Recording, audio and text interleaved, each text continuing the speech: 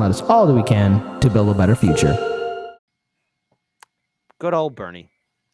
Good old Bernie's being called out by a former member of a who actually helped out his team way back in 2016, Nick Brana, and members of the People's Party, inspired by the work of Jose Vega and, again, I want to get his name right, Cayenne.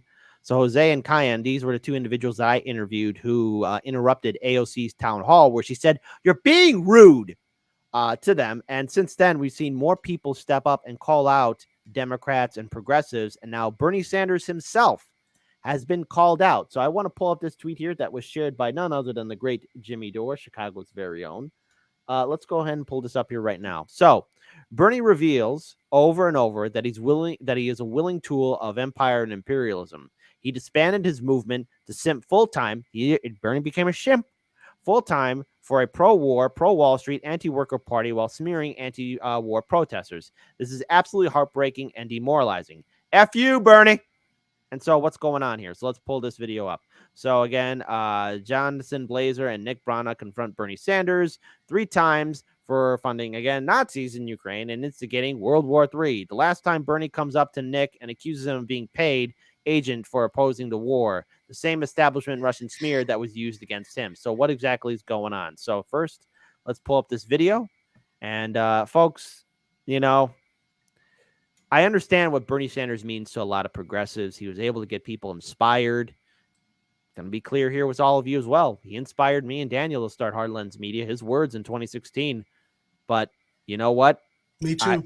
I guess it's sad to see that Bernie is just still being a full-on sheepdog for the Democratic Party. Let's play this video. This election is about our economy.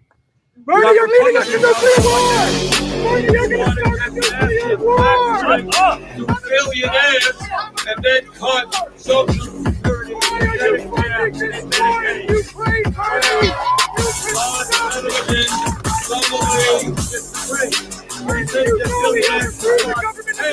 Their fair share of taxes. It's pointless if we have a nuclear war!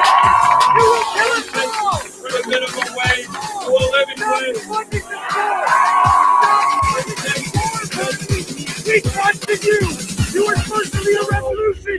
You're being We are taking on people unlimited amounts of money. But Bernie, on the money. Where is our money going? You're sending money to Nazis in Ukraine. Excuse me, we're not going to let people control our needs. So why did you oppose the letter? Oppose the president on sending money. Is in this moment You're starting a standing nuclear war up to with the billionaire plan, billionaire plan. You were supposed to send it to the revolution. Instead, you're sending money. You're starting a third world war, Bernie. Why are you voting to fund a nuclear war, Bernie? Why are you voting to fund a nuclear war, Bernie? Answer our question. Why? No one. No one. No one. The people are paying me, Bernie. Why does someone have to be paid by Russia or someone else to oppose the war, Bernie? Why does someone have to be that? Bernie, why are you paying for it? Why are you funding Nazis in Ukraine, Bernie? Could have done without the music, but Yeah. the real thing is that this is again a very sad state of affairs. But not once, but 3 times they were able to interrupt. And look, let's face it. Never forget the words that AOC said on the Jimmy Dore show, and that was, "Hey, we got to bring the ruckus to these politicians, including these progressive politicians, in case they ever do forget what we elected them in office to do." And tonight is the end of the 2022 midterm election cycle. There has been a loud growing concern amongst the vote blue no matter who crowd, saying that there's a big Republican red wave coming their way. And the thing is, the Democrats, including the progressive Democrats, could have done so much to prevent this. But look, it's not my job to tell them how to be better politicians. They should have known better. They should have known how Americans, voters, feel about Medicare for all, student debt forgiveness, and other issues that are universally popular amongst all voters. But because Bernie's a spineless cuck, no balls wonder, he easily bent over backwards for the Biden-Harris administration. Jerry, I want to get your thoughts. How hard would it have been for Bernie to support that letter, to basically stand apart from all of the other progressives who withered to bow to the Democratic establishment. You broke my heart, Bernie. You broke my heart. Isn't that my? It was you, Fredo. You broke my heart. That's right. Yeah, there we go. From the by the way, Godfather. It's heartbreaking. I have such conflicted feelings about Senator Sanders now. He led a movement. The way that he abandoned it is just mind-blowing. It's heartbreaking. And especially when he stepped up and withdrew his support, his initial. I think that wasn't the case that the progressives wrote the letter, then they basically backpedaled from it.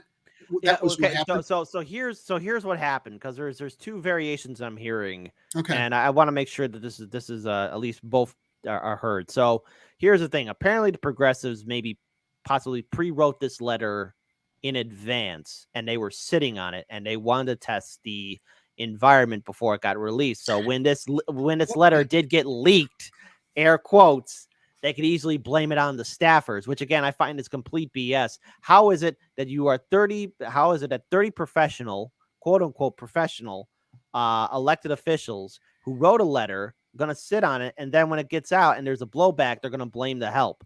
Honestly, if you were really more astute, they would have embraced it, be like, yes, it's time for diplomacy. And let's face it, that letter was mediocre at best, but I mean, it was a vain attempt. Not even vain. I don't even put it like that way. This was such a nothing burger attempt. How about that? It was a nothing burger attempt to try and institute some kind of peace talks and diplomacy between the United States and Russia to end the conflict in Ukraine. And then blaming the help, blaming the staffers. I mean, no, the staffers didn't write that letter for you. No, the staffers didn't force you at gunpoint to write your names on it, Congressional Progressive Caucus members. But no, they decided to blame the help. And Bernie automatically dismissed it because he had to go to bat for his good friend Joe. Yeah. Well, here's my feeling on that then. There's nothing to test. Take a stance, make your statement. If that letter was drafted as a calculation to float a trial balloon to see how it would play with the staffers being blamed for it, then it's just further evidence of the fact that there are no real progressives in Congress, Kit. They're spineless tools of the rest of the neoliberal establishment. And I would have had a lot of respect for Bernie had he stepped forward after all of this finger pointing happened and said, no, I support this letter. This is the stance. We should be anti-war. That's what he should have done, and he didn't. It's just further evidence of, I don't know what they've got on him, that he completely abandoned his movement, what he started. All of this concern about being branded as a spoiler, like Ralph Nader, I think that should be worn as a badge of honor if people pointed at him, if he were to continue as a third-party candidate and say, enough is enough with this bullshit. Well, Jerry, here's the thing. You are absolutely correct. You are correct in the fact that, yeah, it should be worn as a badge of honor. He should have been embracing it and fought back harder. But the thing is, in order for somebody to do that, Jerry, they have to have a spine. They have to have a spine. They have to have a soul. They have to have a heart. And more importantly, they have to have the balls to follow through. But because Bernie lacks all of that, he was never going to do it. And so why should I respect Bernie? I mean, I get the words that he's saying. And look, I like everyone. Again, to be very clear here, Bernie Sanders in 2016 inspired a lot of us to become more astute about politics. Inspired me and Daniel. But the man does not follow through. I want to pull up something else here too, because I don't think we have time to play the third video, but I at least want to play this video of Jose Vega, and this is also another video that was shared by Cayenne as well. And I need to get Cayenne on the show because I've had Jose back on twice. So here's what Jose Vega tweeted out. I confronted Jamal Bowman last night before Joe Biden spoke. I played this video where Joe Biden tripped. I won't be playing that video again. I'll be laughing too much. He loves to talk about how racist Republicans are, but what about the Democrats funding neo-Nazis in Ukraine, Mr. Bowman? It's time for a change. P.S. My beanie X glasses combo made for a terrible disguise. So here we go. So let's go ahead and pull this video up. To keep their country. How about the white nationalists you've been funding, Mr. Bowman? You told me you were going Where's Waldo? the Nazis in Ukraine, Mr. Bowman. How about the white nationalists in Ukraine, Mr. Bowman? Will you tell the truth? You said you were going to stop funding Nazis in Ukraine. You got to go. What about the Nazis in Ukraine, Mr. Bowman? How about the Nazis? Why don't you tell the truth, Mr. Bowman? How about we tell the truth, Mr. Bowman?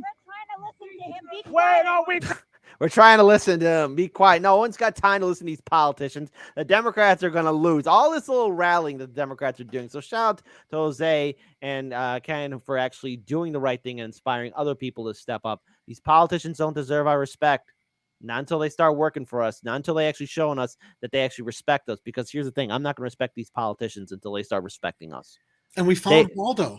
We found Waldo in that video. Where's Waldo? There he was. You know, the best thing that came out of all this, kid, is that I wasn't aware that there were Nazis in Ukraine. Now I know. Yeah. Yeah. Now we do know. And the thing is, folks, we have money for war, but we don't have money to take care of our people. We have money to bail out Wall Street, but we don't have money for clean drinking water. You can't have nice things here in the United States because that money's got to go to fund Nazis in Ukraine.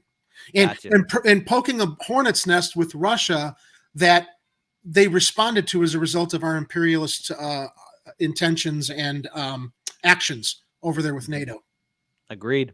Spot on, Jerry. So shout out to everyone for confronting these politicians, because it's long overdue that all of them are confronted for their BS.